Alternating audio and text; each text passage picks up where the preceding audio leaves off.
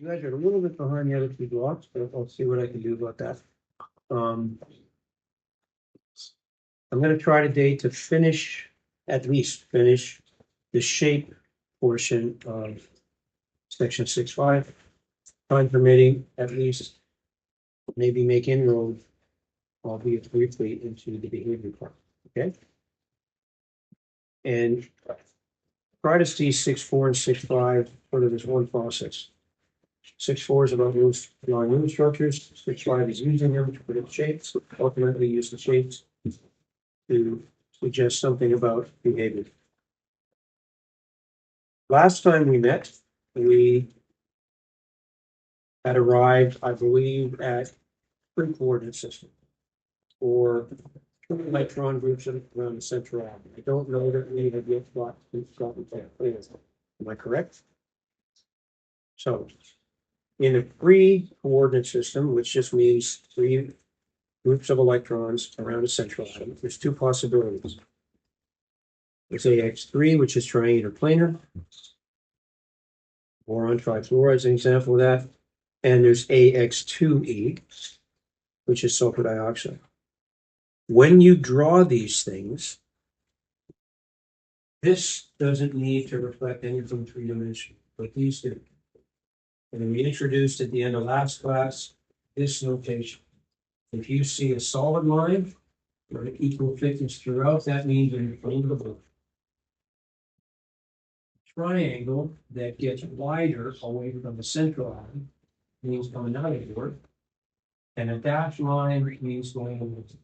And that notation, you don't have to worry about this, but that notation will be repeated when you get into organic chemistry. Or a bent or angular structure with a lone pair, you could draw it that way if you wanted to, or you could also draw it correctly because all three of those things are in the plane of the board. So similarly with the triangle, if you did this, planar triangular, that's correct. So really a triangle, or even this, you don't have to put the dots. It could all be drawn in a plane. But as soon as we go to a four-group system, it can't be drawn in a flat plane. And as you might suspect, as we add more groups to the central atom, the possibilities get more complicated. When we added for the first time a lone pair, we also mentioned that lone pairs, because they take up more room, exert more repulsive force on bonding pair electrons. So lone pair, bond pair interactions, these are more intense than bond pair.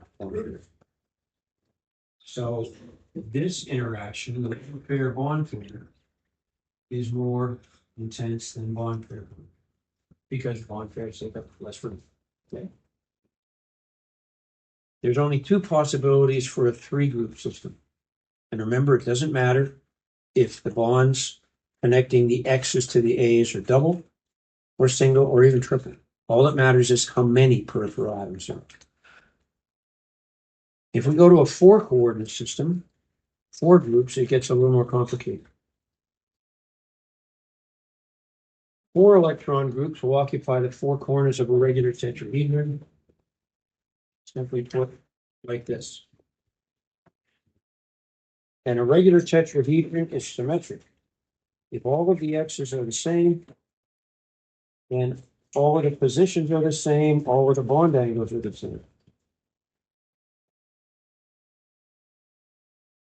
And when you draw it, Lewis structure, you don't represent three dimensions. When you draw the structure, you need to. So the simplest AX4 arrangement is the simplest hydrocarbon, methane. Four atoms on the central atom. Each of those bond angles are 109.5. But there's no way to draw this with all of them in the same plane. So if you look at it, probably the easiest way to draw it is put two of them in a flat plane. And This isn't the easiest way to draw it. I would suggest you imagine it like this, where this one are in the plane of the board. One comes out and one goes in. So you're free to draw it that way if you want to. It's just, you don't need two coming out and one going in. Because this and this can be in the same plane. So those lines are all straight. So they don't get thicker and thinner. They're the plane of the board. And then you draw this one coming out. And if you want to put that line sort of on this side of the circle, then it makes it even easier to see that it's coming out of the boards. And then make that, you can make that ball smaller if you want, but that's a tetrahedron. So if you just draw 4 and name it tetrahedron, that's wrong. There has to be an attempt to express 3 dimensions. Okay. If we take one of those positions where we have an X and replace it with an E, then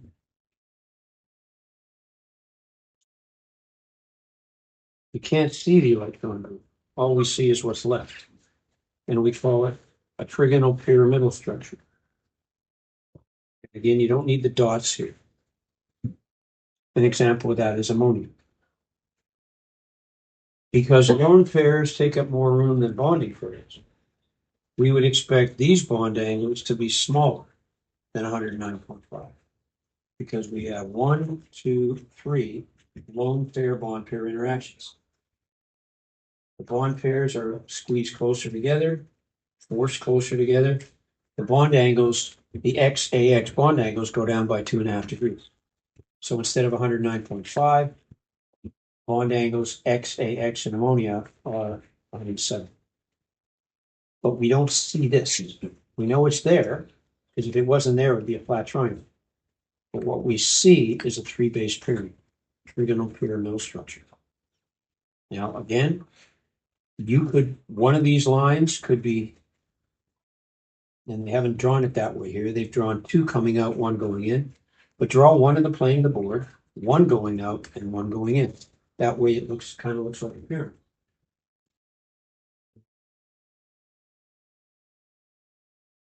No dots. What's that? That's meant to remind you that the lone pair bond pair interactions are more intense, which is why these bond angles are smaller than 190. We have another possibility. We could replace 2 of the X's with lone pairs. And then it becomes AX2, E2. And the most common, and arguably the most important of those, is water. Now here, water's drawn bent. You don't have to draw it that way. You drew the Lewis structure from water, it would be equally correct if you did this. Because this isn't the intent. But when you look at that central atom, it's AX2, E2. Still have 4 groups of electrons, roughly oriented toward the corners of a tetrahedron.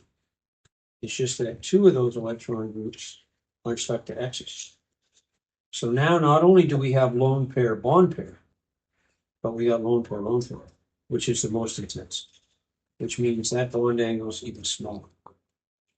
So in ammonia that has 1 lone pair, the bond angles shrink from 109.5 to 107. In water, well, we got 2 lone pairs, and not only lone pair bond pair, but lone pair interactions. The bond angles shrink to 104.5. And based simply on the fact that lone pairs are bigger than bonded pairs, this shouldn't surprise you that improves the intensity.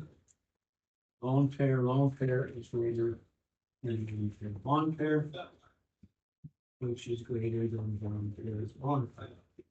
And the reason for that is simple. Lone pairs they're only attracted by 1 nucleus, and if they spread out more, they exert more repulsive influence.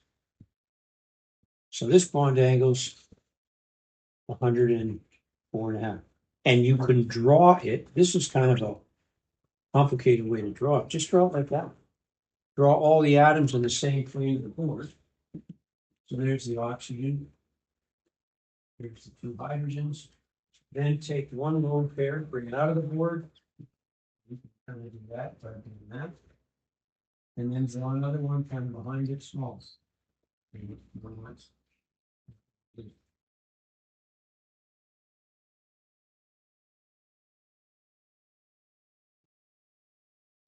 You call it bent or angular, you can call it V-shaped. We don't see these, we know they're there.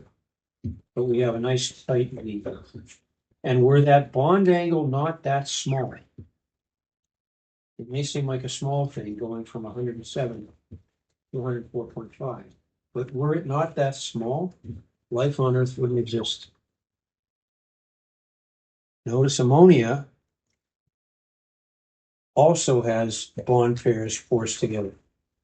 But they're only forced together by one bond pair. Those bond angles are 107. What's ammonia's state at room temperature?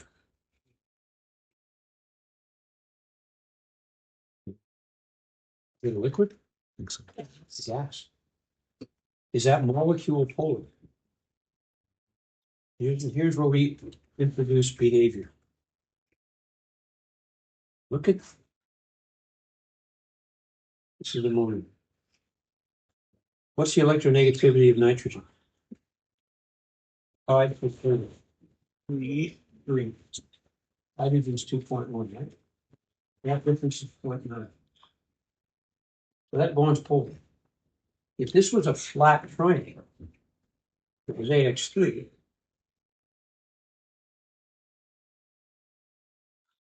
Bond dipoles would cancel each other. Because it's a flat triangle, it's symmetric. The fact that it's a pyramid, bond dipoles reinforce each other, they're kind of facing in the same direction. So that nitrogen pulls electrons away from hydrogen, as does that, as does that. So with bond dipoles, they're kind of facing in the same direction. So now the whole molecule is polarized. The nitrogen end of the molecule has electron density is being pulled away from the hydrogen. The fact that it's bent means the bond dipoles are kind of reinforcing each other. So this end of a molecule, not just a bond, but a molecule, is a little bit negative. This end's a little bit positive, which means ammonia sticks to itself.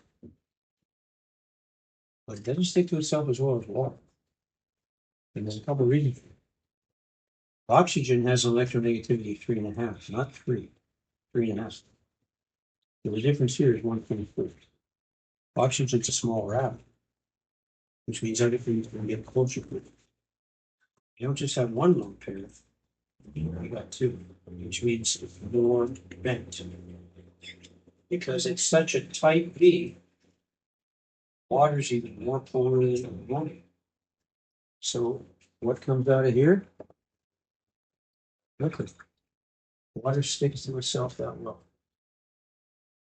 And we name the attractive force that sticks water molecules together. It's called hydrogen bond. It's not a real chemical, but it's much stronger than any other intermolecular force.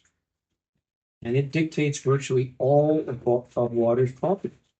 Boiling point, melting point, surface tension, specific heat, ability to dissolve ions. Were water not that bent, let's say it was only 107, it wouldn't be a bent, it would be a gas. And you and I wouldn't exist were water not that tight of V and that polar a molecule. And that's the behavior part. That's where we're going after we finish the shapes. Okay? What about a 5-coordinate system? 5 electron. That's the most complicated. Even more than 6. 6 is actually pretty easy. And 5 is a little complicated. If you look at the picture of the balloons at the beginning of this section, you kind of get an idea what's different about a 5-coordinate system. If more than 4 electron groups surround a central atom, the atom has to have an expanded octet. Remember, an electron group is at least one pair of electrons. It could be double bonds, it could be triple bonds, but it has to be at least a pair of electrons. So if we've got 5 electron groups around a central atom, that atom has to have at least 10 valence electrons associated with it, which is an expanded octet, which means it has to be at least a third period element. And I mentioned that here because the d orbitals aren't available below the third energy. When 5 electron groups are present, and this is only true for 5 electron groups, for a 5 coordinate system, there's actually 2 different sets of positions. For AX2, both positions are the same. For AX3 or AX2E, all the positions are the same. For 4, all of the positions are the same. Doesn't matter where we put the lone pairs or the bonding pairs. But for a 5 coordinate system, it does. And you can kind of get an idea if you look at that diagram of the balloons. So let me use perhaps different colors. Balloons.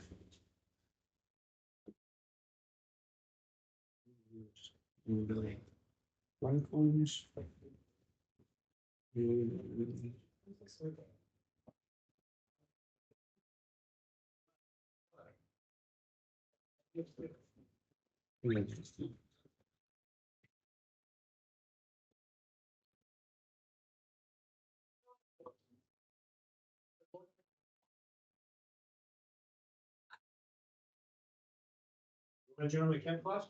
Hey. Oops. What is this now? Wrap it up.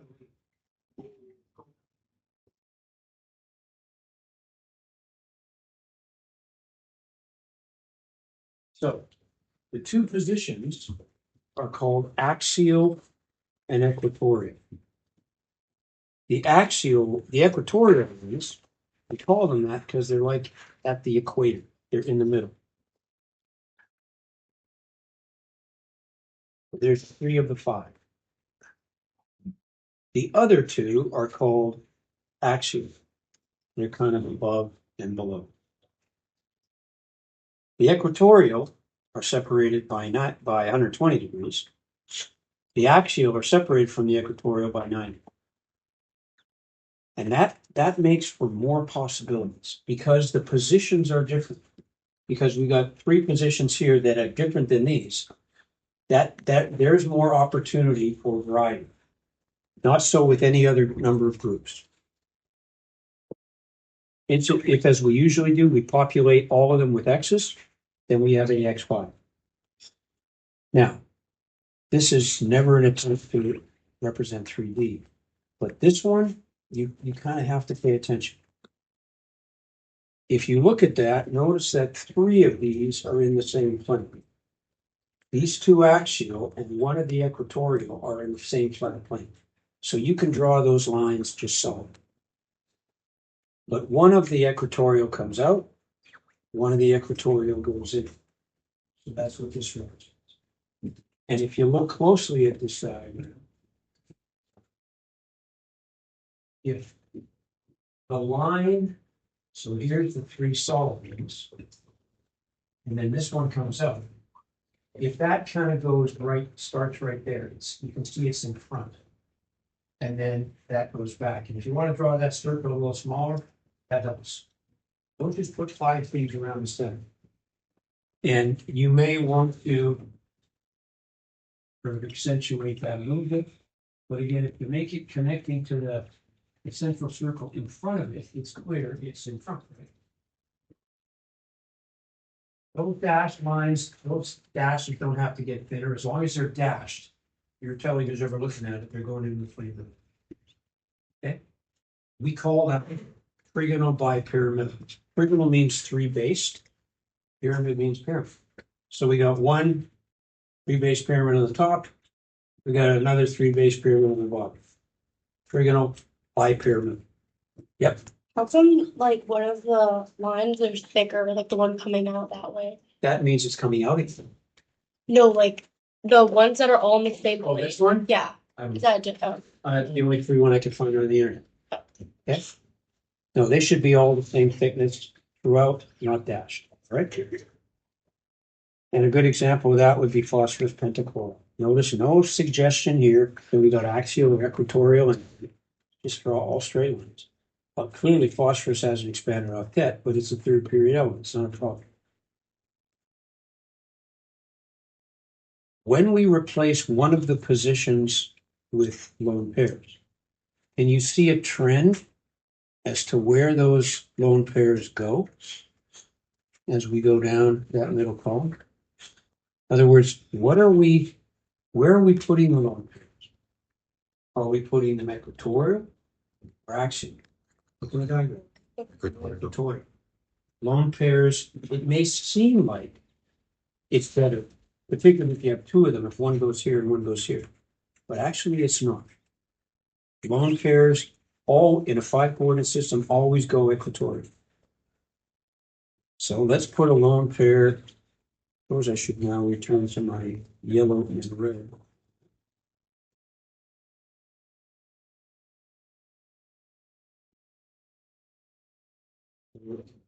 Let's say we have AX for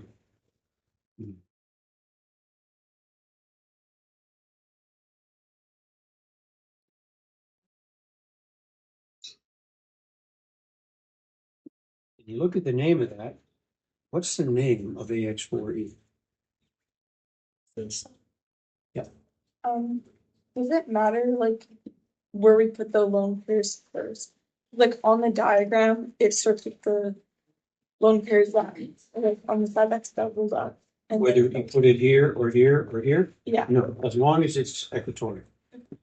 Now, what do they call that? What do they call AX4E? It's a fruit that gives senses of humor, seesaw. How do you look at that and get a seesaw? Well, glad you asked. I can't make this stuff up. There's the seesaw bed. I don't know why, but that's what they call it. Now, notice we have lone pair bond. So it's not perfectly straight like it's drawn here. It's actually a little more like bent, but you don't have to draw it that way. But notice we still have 3 in the plane. This one, this one, and this one. It's up to you whether you want to draw the lone pair coming out of the board or going into the board. The way this is drawn is going into it. But it would be equally correct if you, again, 3 solid lines, having this coming out of the board and a dash line going in. As long as I can tell what's equatorial and what's axial. All right. And an example of that, sulfur tetrafluoride. When you built this one, you would see that there's 2 extra electrons left, and they just go in the central atom. AX4E. If you put 2 lone pairs in the central atom, you might think, well, lone pairs take up the most room. That must mean that lone pairs are going to want to go axial. Is it true that lone pairs would be farther apart if they were in the axial positions? It would be. Yeah. And if the only thing we had to worry about, or the only thing that dictated the repulsive forces was lone pair, that would be the structure. It's just that never forms. And if you itemize all of the interactions, bond pair, lone pair, and bond pair, and lone pair, you would see that in this position, all of the lone pairs, lone pair, bond pair interactions are locked at 90 degrees. And that's, in a nutshell, the reason that we never see this. Yeah, the lone pairs are at 180. But if you, and I used to do this on the board, we just don't have time anymore. If you actually itemize all of the interactions, you'll see that it's more favorable for the lone pairs to be at 120 in the equatorial plane for AX3E2 than axial. And part of the reason is that if lone pair, if it's an axial, again, all of the lone pair bond pairs are locked at 90. But if you put them equatorial, then we can get more than 90 degrees for this one and this one and this one.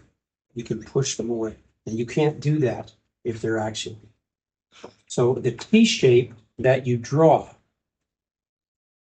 Don't draw it as perfect as this.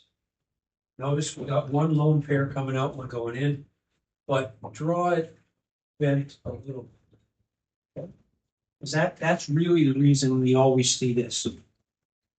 And again, you could draw it like that if you wanted to. This is usually the best, and then just do this. Just bend it just a little bit, okay? And we call it T-shaped. Again, we can't see the electrons. All we can see are the atoms that are there, so there's T-shaped. And if we got three lone pairs, that's easy. Three lone pairs means the shape that we see is linear because they all are equatorial. And an example of that would be xenon difluoride. Another one of the compounds that Neil Bartlett put together at UBC in the 60s. Now, what if this bond was polar? You hear it clearly is. That bond's polar. But if X here, it's the same as X here, this bond would be polar too, right? But now the bond dipoles would cancel each other out. So the bonds would be polar. Looks like an equally matched struggle. The molecule wouldn't be. And this is where we kind of got to look at the shape and say, all right, are there bond dipoles there or not? As we're going to see soon, if they're not there, the molecule can't be polar. It doesn't matter the shape. But if the bond dipoles are there, the molecule might be polar. And that's effectively you're asking, does the shape cause the bond dipoles to be canceled or to be reinforced? And that is part of the table that you guys are going to eventually fill when we finish shapes. We're not finished shapes yet. What about Stick's coordinate? Now you're thinking, God, 5 is complicated enough. We got to go to 6. Sticks is easy. Sticks is easy. Let me find something that uses 6. And as we usually do, I'll start with all x's.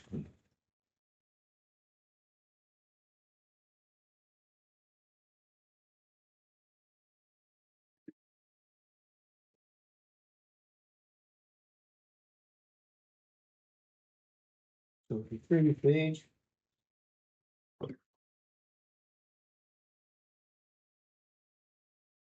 right. Six.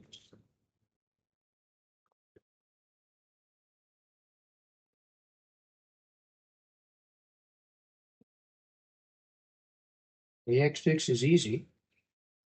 First reason is all of the positions, all the vertices are the same. There's no axial, there's no equatorial.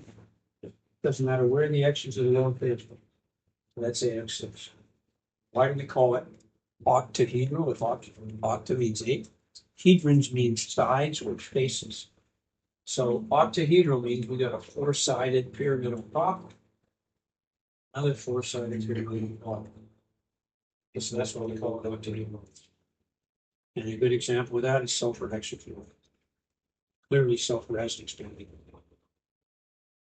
Now when you draw this thing, the only ones that you should put in the plane are these. You could try to draw it like that, but it's very difficult to show this and this right in front and behind each other. So when you draw this, draw it like this, where this one, and this one are in the plane. 2 are coming out of the page, 2 are going in, which is how this is drawn. Okay? And if you look closely, you can see that even lines contact the central out in front of them. But that's pretty clear. These are in front of this one. Notice also that these are a little bit small.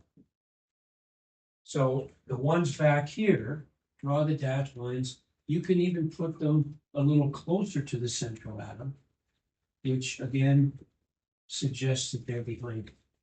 Right? But this and this are straight lines.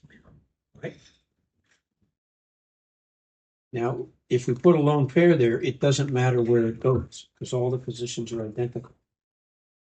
So usually, we put the lone pair in the bottom. Because as soon as we take one X away, we lose a whole pyramid.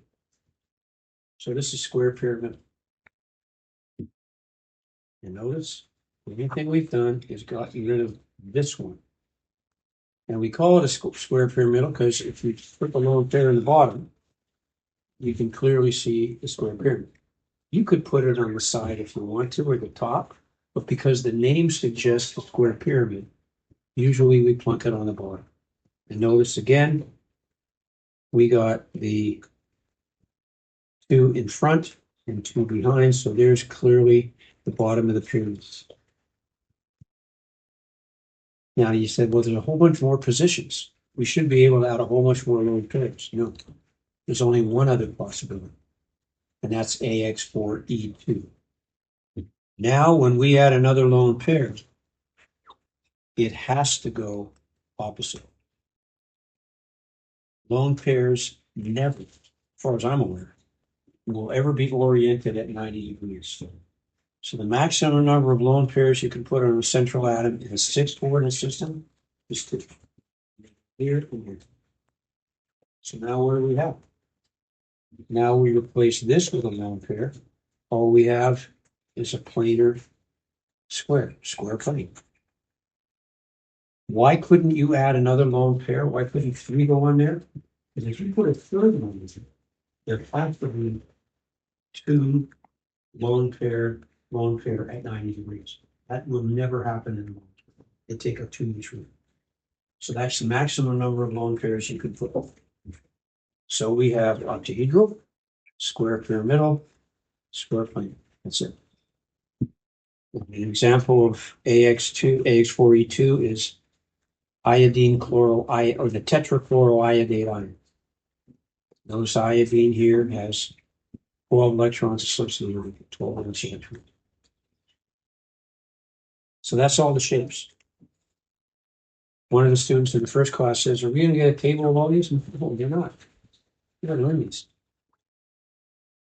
After you do enough of them, though, it's, if you understand the 3-dimensional stuff, it makes perfect sense.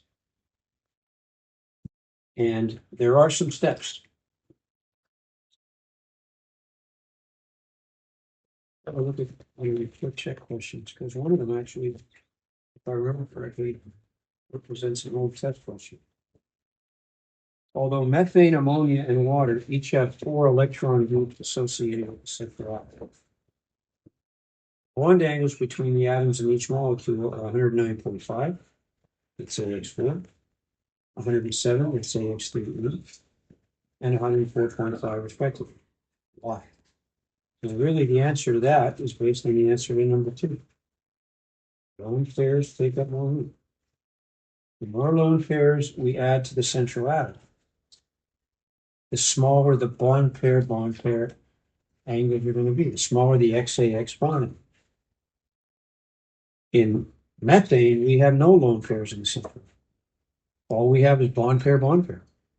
That's why the bond angle is its maximum. Regular tetrahedron, 109.5. Ammonia, we have 1 lone pair. Now we have lone pair. And that's why the XAX bond angles shrink, because lone pairs take up the roof. Water, we have 2 lone pairs. So we don't only have a lone pair, we have a lone pair. So the more lone pairs you add to the central atom, the smaller the XAX bond angles become. And that explanation, if I remember correctly on the test, include diagrams in your answer. So either the Lewis diagram or the shape diagram need to be found. Regular tetrahedron, trigonal pyramidal, bent, angular, or V-shape. When I'm done 6.5, I will load one chapter 6 test from years ago. And I have, if you saw how many old tests I have, you'd be shocked. In my documents folder. I actually have 2 for coming up.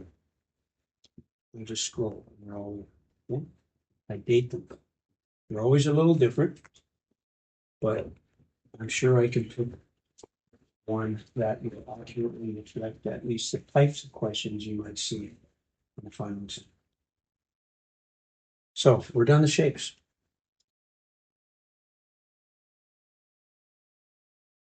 Two electron groups. AX2 or 3. We have 3 electron groups, either AX3, triangular flame, or AX2E, pentagonal. If we have 4, it's either tetrahedral, trigonal pyramidal, or pentagonal. If we have 5, it's either trigonal bipyramidal, seesaw, T-shaped, or linear. And if we have 6, it's either octahedral, square pyramidal, or square planar.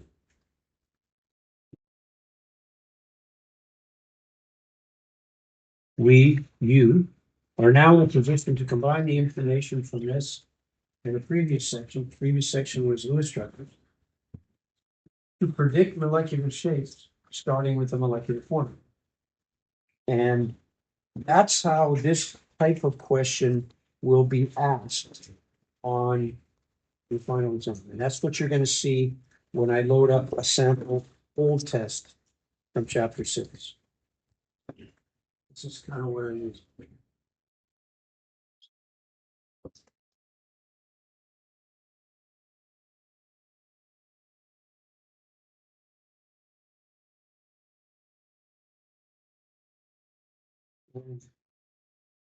An example of something like that would be here.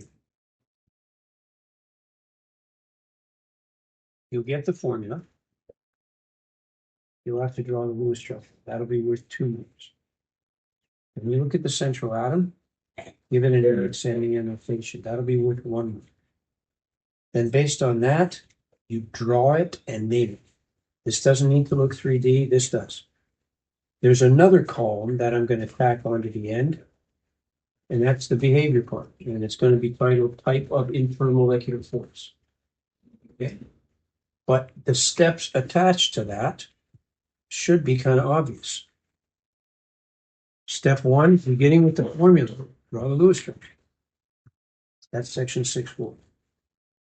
Consider the central atom in the Lewis structure. Note the number of bonded atoms and lone pairs associated with that atom. And remember, we don't care for either single bonds or multiple bonds or any combination thereof. We don't care what the atoms are. We just AXMEN. That's it. Based on that notation, then we draw and name the appropriate shape. So for example, if I gave you tellurium tetrachloride, tellurium is an oxygen group. It needs 2 electrons. Chlorine only needs 1. This is a lower group number, lower electronegativity. That's the central atom. So we construct the skeleton. That's what this is about. When you finish with all the electrons, there's your structure. No attempt to make it look 3D. Then you look at tellurium. What is that by way of AXMEN notation?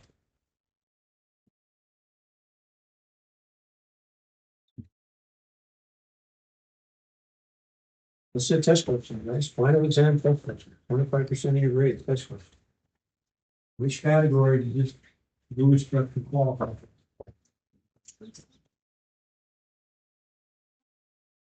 What's the AXMEN notation? AX4. AX4E. You get 2 marks for this. You get 1 mark for AX4E. You get 2 marks for the diagram and name.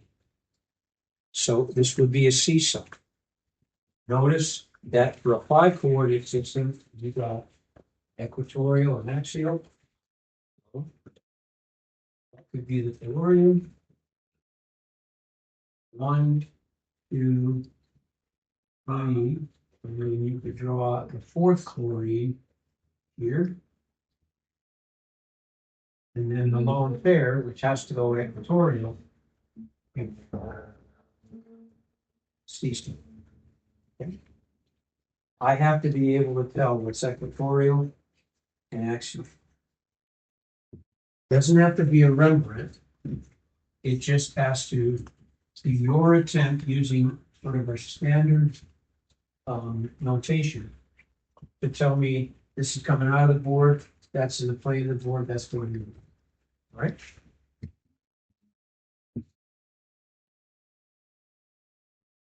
So look at, I've done part of the first one for you in number 1. So there's the Lewis structure. What's the AXMEN notation?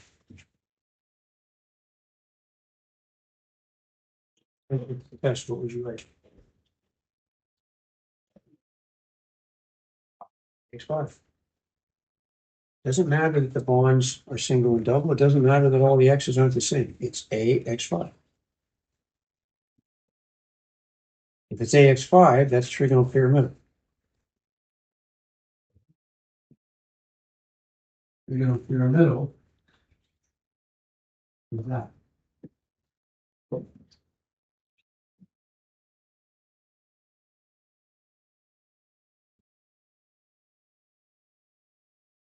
What's this one? Seen on table 4. I think it's 42. AX4 E2. E2, which is square planar. And 2 of these are going to be coming out of the board, 2 of them are going to be going into the board. So square planar. Actually, I'll just make that Northern circle. So let's have those 2 coming out of the board. Notice they get wider, we can move away from the center. One, 2, into the board. And then on from here.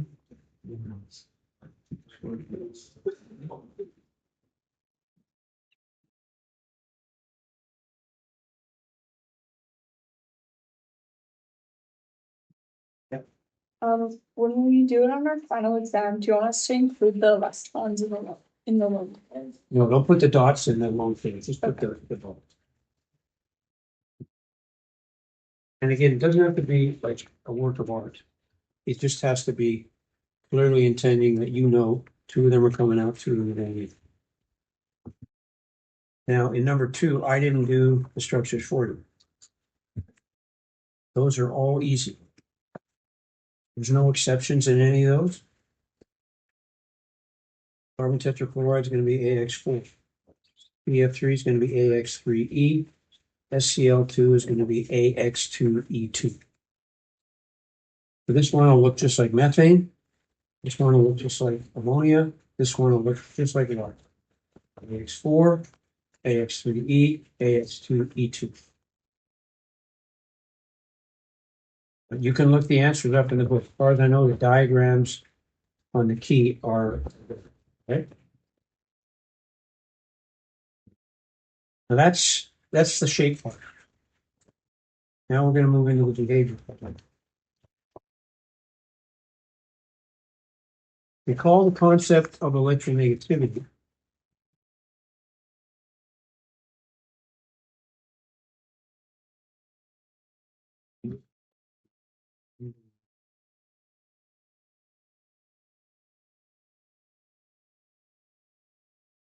And remember the general trends, they mimic the trends of ionization. As atoms get smaller, happens to on the top, electronegativity goes up. As atoms get smaller left to right, electronegativity goes up. So highest electronegativity through here, smallest atoms, lowest electronegativity. You don't ever have to remember those numbers, but you do have to know how to use them.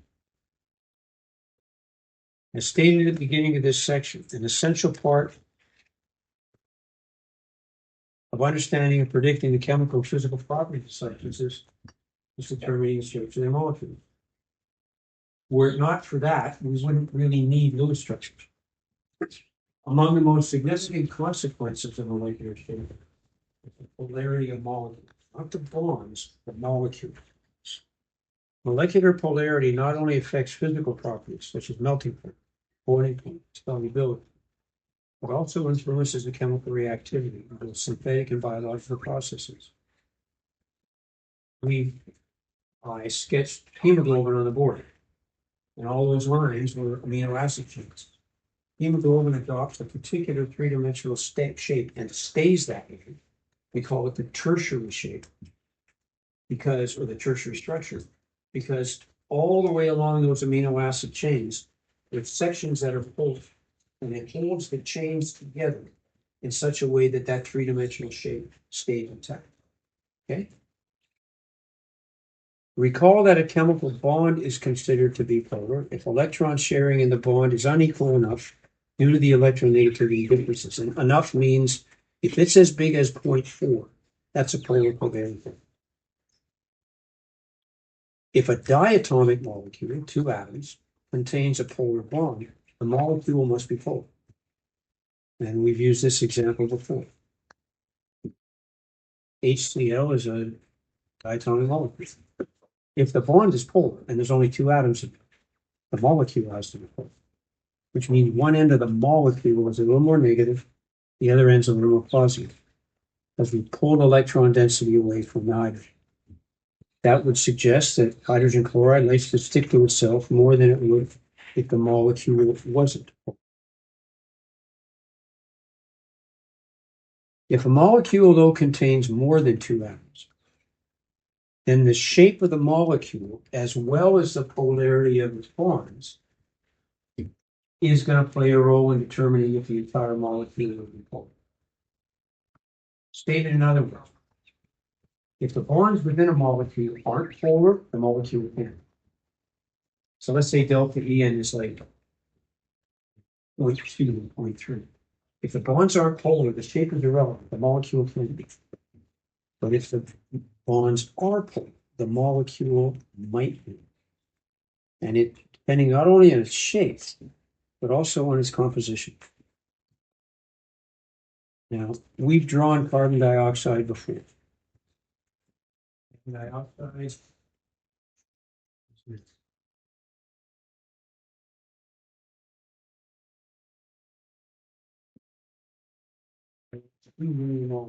Are the bonds polar?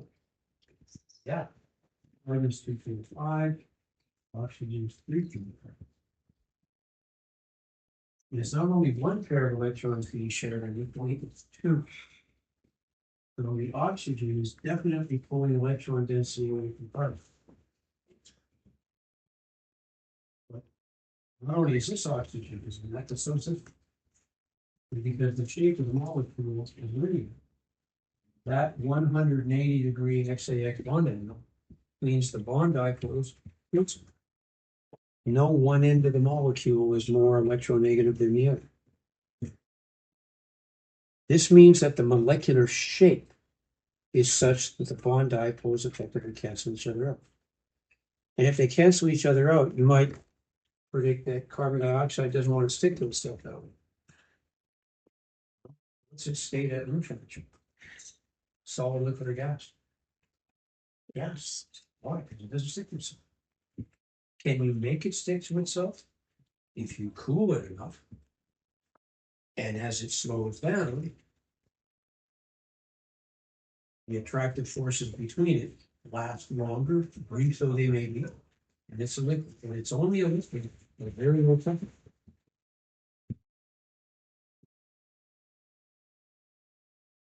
What about another atom that had another molecule that has a central atom and two peripheral? Well, another one we refer to often is water.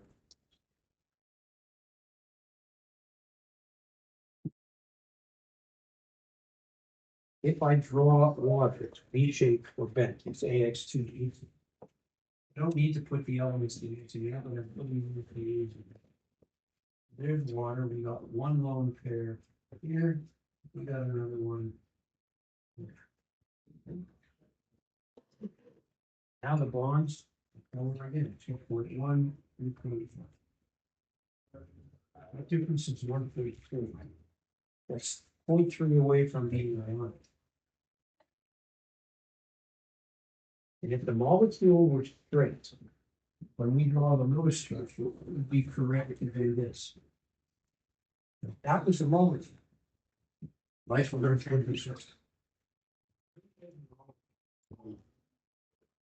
Read some more.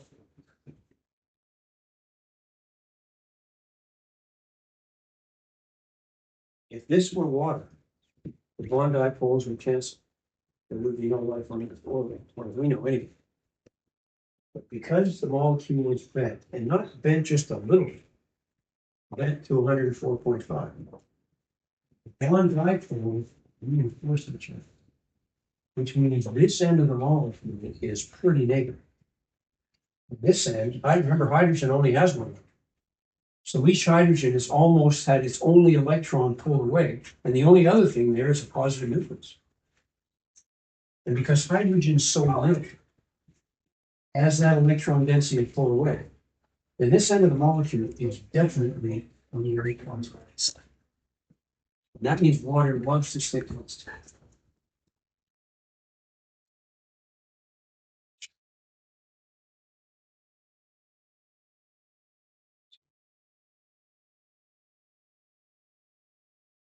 I'm going to ask you guys why you're in the hallway. Why are you in the hallway? No sinks in there? Just sinks.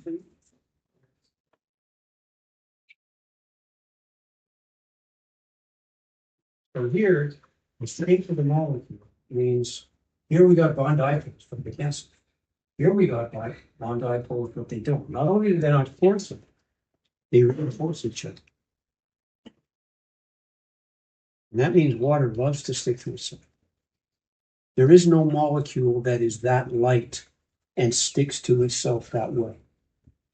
And where the molecule sticks to itself, what it sticks through, is these molecules. We're going to talk about that. It's hydrogen bonding. And it's not only the thing that sticks water to, it's the thing that zips the sides of a DNA molecule together. And we talked about in science 10, adenine always bonds with what? Thymine. Bonds. Because there are 3 hydrogen bonds that line it. Guanine always bonds to cytosine. Why?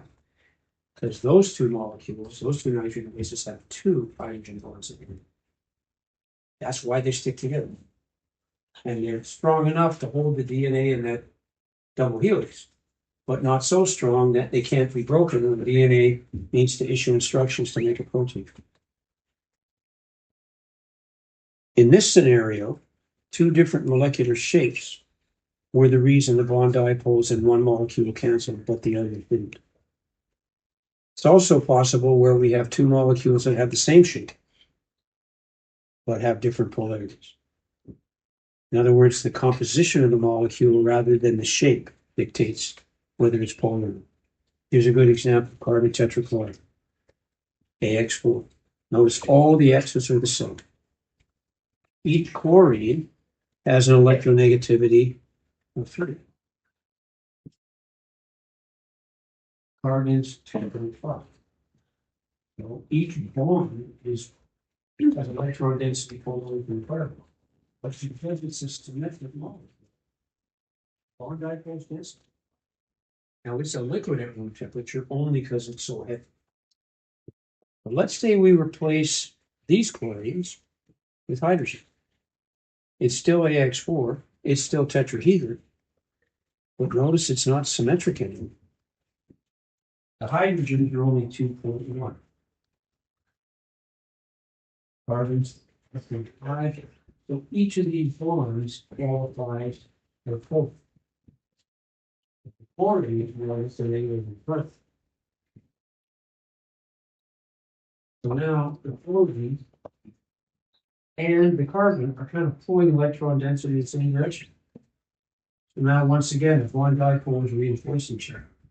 But it's not because of a different shape. It's because of a different composition.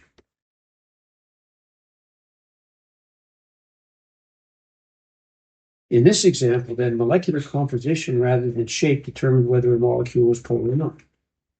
But in all cases, the key question is the same. Does the molecule contain polar bonds? If no, the shape is irrelevant. It can't be polar. But if the bonds are polar, do the bond dipoles cancel or don't they? And they could cancel or not cancel based on shape or composition. Now you might think, okay, how am I supposed to know? How can I remember whether bond dipoles cancel or not based on shape? It's actually pretty easy. Actually pretty easy. So let's see if we can figure out a way to minimize the amount of memory you guys gotta engage in. Let's begin with the premise that let's assume all the X's in a set of molecules are the same. So all the protein atoms, when the peripheral atoms in a molecule are identical and arranged symmetrically around the central atom, any bond dipoles that exist will cancel out. Okay, how does that happen? How am I supposed to know? Well, think of the shapes. Let's forget any E's. If there's no E's there, let's just go with AXs. And remember, we're assuming all the X's are the same. And let's start simple. What's AX2? What's that shape? Linear. Starts with an L. Linear. Linear. The X's are the same. Is that a symmetric molecule? An option. If it's AX2 and the X's are the same, the bond dipole will cancel. It's a lead. What about AX3? All the X's are the same. Is that symmetric? Yeah. Equilateral triangle? 90% of you are in the habit of just staring rather than engaging. Think this through. If you're going to have to do this in the final exam. An equilateral triangle with all the X's are the same. The symmetric. Bond dipole, for example. What about AX4? Tetrahedral. Is that symmetric? Yep. So is AX5. So as long as all the X's are the same. Notice we haven't put any lone pairs with these. What about AX6? Yes. So what have we just done? There's no lone pairs in the central atom, and all the X's are the same. Those are all non-polar because bond dipoles will cancel. Doesn't matter what the dipoles are. If they're there, they'll cancel. And AX2, 3, 4, 5, and 6, as long as the X's are same. Are there any scenarios where you've got lone pairs in the central atom and yet it's still symmetric? Look at the shapes. There's two. Two. Which two shapes that have E's on the central atom are symmetric? Again, assuming the X's are the same.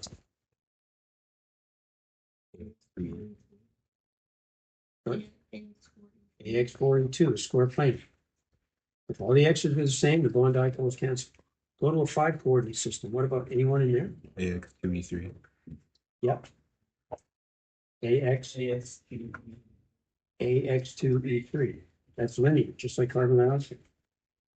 So those are all the scenarios, as long as the X's are the same, where the bond dipoles cancel. Look at number 1 in the practice program. Complete the following table by listing the AX and the notations and their shapes in the appropriate column for all symmetric, meaning and asymmetric.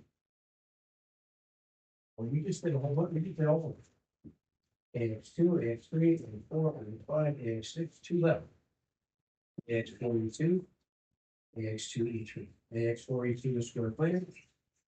AX2, E3, and then again, assuming the X's are the same. Everything else is asymmetric. Meaning if the bond dipoles are there, they will not cancel. But if the bond dipoles are here and all the X's are the same, the molecule will be non. Now, this is getting to the kind of table I'm going to ask you to complete. I drew the Lewis structure for you, but I won't when it's a test question. Okay?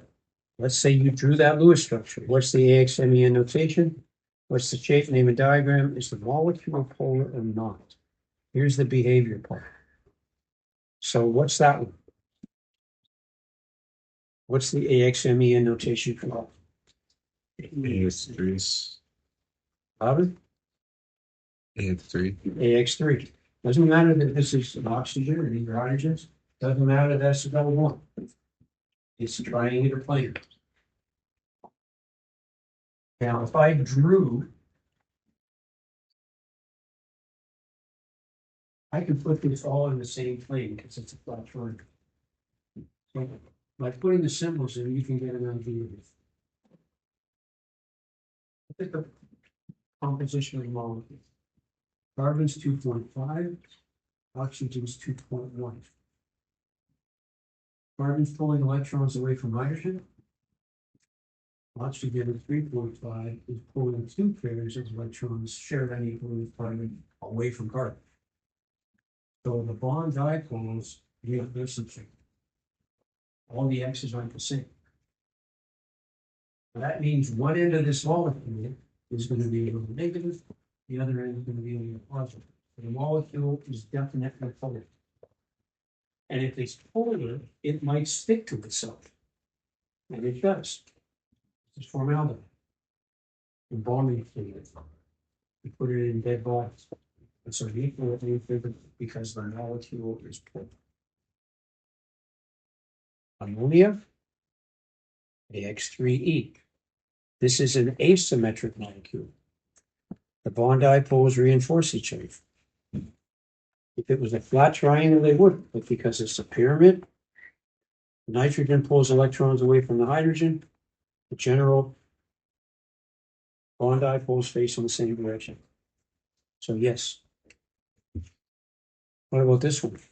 Don't even have to draw it to answer this one. This is AX5, right? All the X's are the same. Non-polar. Now we're not done yet, but we're almost there. Now we're going to name the intermolecular forces. So what I'd like you to do is read to the end of what you need to know, which is only up to the bottom of page 345. You don't need to do this. Stop here. You're going to read about what's called London dispersion forces, dipole forces, hydrogen bonds, and ion bonding. I can finish that next period. As far as I know, Monday the 15th. As soon as I finish that, I'll throw up an old test on the screen and we'll go through it. Then I'm going to move right into towards NHS. So we will start over with things. We're not going to have a test on sticks, but at least you'll get an idea of what some of those questions look like. Are any of you volunteering for Our Lady of Mercy? Please say no. If I don't know why we keep doing this, but there are young students that why would I ever think it's probably the worst time of the year to do this to be out there already. Our Lady of Mercy for a whole week. Imagine if the only thing for today's fun. If you're going out there, you're going to need to keep us. And that's fatal in organic food. Okay. Anyway, I don't want to ruin the project. So you can, I'm not gonna begin London dispersion forces. It takes a while to understand that. Dipole forces are hydrogen bonds, but you can read them. You don't have to do anything. Just read to the end of this. Just read to this. Stop here. If you're interested in hybrid orbitals like sp3 hybrid, sp2d, it's fine. Have at it. It's just that I won't ask you this. And to be honest, you might wonder, how are those things facing in that direction? Let's say that was methane, CH4. You draw it as separate. But look at carbon's bonds. What does carbon have in its valence shell? It's got an S. It's got a PX, a PY, and a PZ. Those are all at 90 degrees. Anything facing this direction? Anything facing 109.5? No. So how does this form? Well, I'm glad you asked. You didn't, but let's pretend you did. Notice that a spherical cloud, S, really can point in all directions, right? And we need 4 electrons for hydrogen to form 4 valence electrons. If we take 1/4 S and 3/4 P's, we get this. We call it an sp3 hydrogen. So it's like carbon's 4 electrons atomically, 1s2, 2px1, 2p1. But if all 4 of them are combinations of s and p orbitals, 1/4 s, 3/4 p, s1p3, that's sp3, that adds the 4th. We have lethal s. Those are hybrid orbitals. That's why you don't have to read them. But it really does get better than that. If you look here,